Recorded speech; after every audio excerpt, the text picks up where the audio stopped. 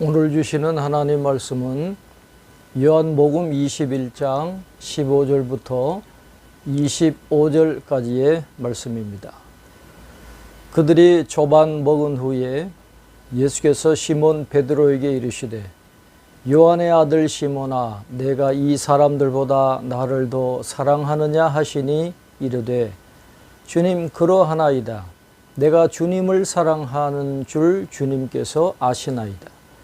이르시되 내 어린 양을 먹이라 하시고 또 두 번째 이르시되 요한의 아들 시몬아 내가 나를 사랑하느냐 하시니 이르되 주님 그러하나이다. 내가 주님을 사랑하는 줄 주님께서 아시나이다. 이르시되 내 양을 치라 하시고 세 번째 이르시되 요한의 아들 시몬아 내가 나를 사랑하느냐 하시니 주께서 세 번째 내가 나를 사랑하느냐 하심으로 베드로가 근심하여 이르되 주님 모든 것을 아시오매 내가 주님을 사랑하는 줄을 주님께서 아시나이다.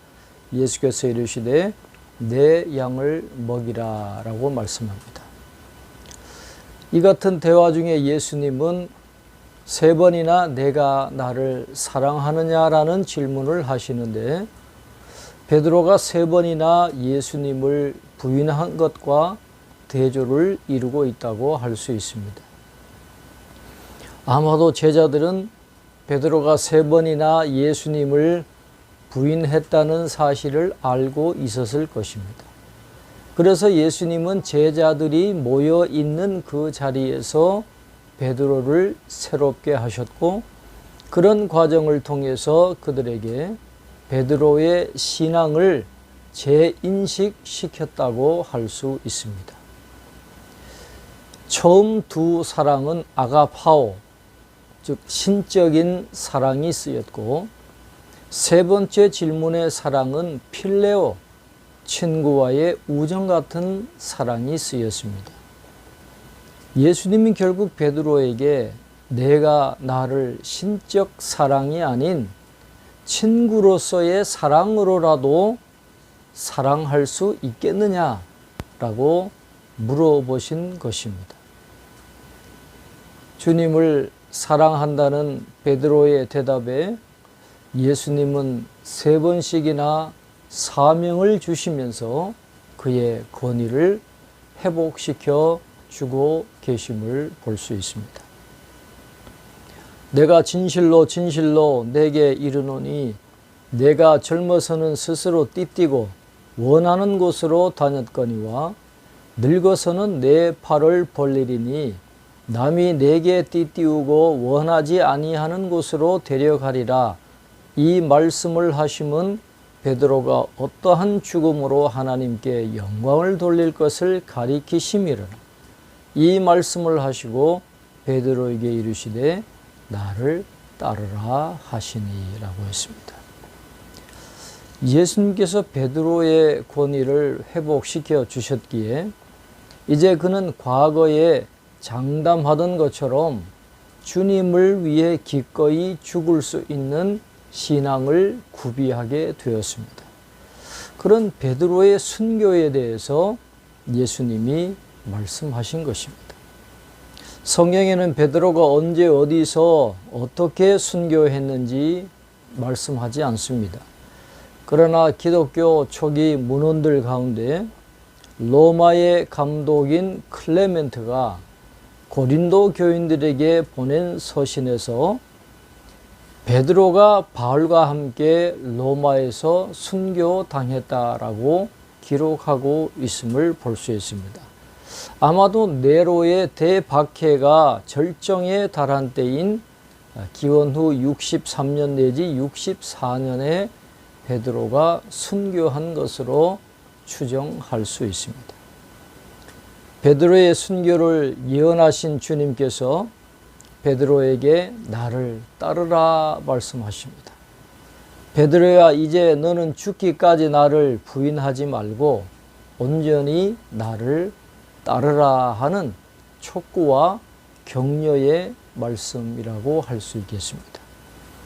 베드로가 돌이켜 예수께서 사랑하시는 그 제자가 따르는 것을 보니 그는 만찬석에서 예수의 품에 의지하여 주님을 파는 자가 누구오니까 묻던 자더라. 이에 베드로가 그를 보고 예수께 여짜오되 주님, 이 사람은 어떻게 되겠사옵나이까? 예수께서 이르시되 내가 올 때까지 그를 머물게 하고자 할지라도 내게 무슨 상관이냐? 너는 나를 따르라 하시더라 라고 했습니다. 예수님의 말씀을 들은 후에 베드로는 자신이 순교하게 되리라는 그런 두려움과 또한 자신이 맡게 된 사역의 중요성에 대해서 묘한 감정을 느꼈을 것입니다.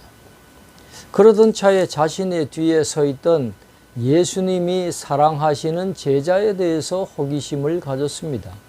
주님, 이 사람은 어떻게 되겠사옵나이까? 그러자 예수님은 내가 그를 오래 살게 할지라도 상관하지 말고 너는 나를 따르라 라고 대답하십니다. 이렇게 주님의 일을 하면서도 비교하려고 하는 속성이 우리에게 있습니다.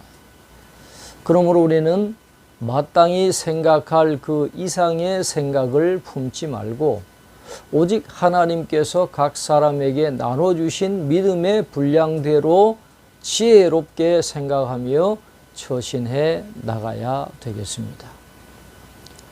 이 말씀이 형제들에게 나가서 그 제자는 죽지 아니하겠다 하였으나 예수의 말씀은 그가 죽지 않겠다 하신 것이 아니라 내가 올 때까지 그를 머물게 하고자 할지라도 내게 무슨 상관이냐 하신 것이라라. 이 일들을 증언하고 이 일들을 기록한 제자가 이 사람이라 우리는 그의 증언이 참된 줄 아노라. 예수께서 행하신 일이 이외에도 많으니 만일 낱낱이 기록된다면 이 세상이라도 이 기록된 책을 두기에 부족할 줄 아노라 라고 말씀하고 있습니다. 이 부분에는 예수님의 재림이 임박했다는 사상이 나타나고 있습니다. 초대교회 성도들은 곧 예수님이 다시 오실 것이라는 믿음을 갖고 있기도 했는데 그때까지 사도 요한이 살아 있을 수도 있을 것이다 그렇게 생각을 한 것입니다. 그러나 예수님은 그런 의미로 말씀하신 것이 아니라 다른 사람이야 어떻든 신경 쓰지 말라는 의미로 이 말씀을 하신 것입니다. 사도 요한은 예수님의 행적을 모두 기록할 수 없는 현실에 대한 안타까움을 드러내면서 요한복음을 마무리하고 있습니다. 그가 기록한 것은 주님의 역사와 사적의 양에 비하면 턱없이 부족합니다. 요한복음은 사도 요한이 예수님의 사적을 선별적으로 기록한 것으로 주님이 누구신지 알리려는데 혼신의 힘을 다한 기록입니다.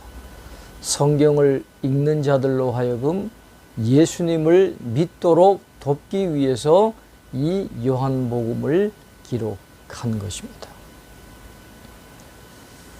그런 목적을 잘 기억하면서 요한복음을 통해서 예수님이 누구신지에 대해서 분명한 믿음을 갖게 된 저와 여러분 모두 나를 따르라 하는 이 주님의 말씀에 끝까지 순종하면서 각자에게 주어진 사명의 자리에서 잘 감당함으로 하나님께 영광을 돌려드리는 삶을 살아가게 될 수 있기를 바랍니다.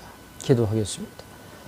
하나님 아버지, 부활하신 주님이 주님을 3번 부인하고 낙심해 있고 절망해 있던 베드로를 찾아가셔서 그를 다시 인격적으로 정서적으로 영적으로 회복시켜 주시고 또 그에게 사명을 주시며 나를 따르라 격려해 주신 말씀을 오늘 말씀을 통해서 다시 한번 읽고 묵상하게 하시니 감사합니다. 오늘 그 주님이 우리에게 다시 찾아오셔서 새 힘을 주시고 나를 따르라 용기를 주시고 격려해 주시는 그 음성을 새롭게 듣는 저희들이 되게 도와주시옵소서. 나를 따르라 하신 그 주님의 말씀을 따라 순교의 자리를 끝까지 따라갈 때 베드로가 하나님께 영광을 돌리는 것처럼 오늘 우리도 우리 각자 사명의 자리에서 사명 감당할 때 하나님께 영광을 돌리는 삶이 될 줄로 믿습니다. 예수님에 대한 분명한 믿음의 고백을 가지고 예수님의 제자라고 하는 이 정체성을 가지고 주님을 따라가는 오늘 하루의 삶이 되게 도와주시옵소서. 감사하옵고 예수님의 이름으로 기도하옵나이다. 아멘.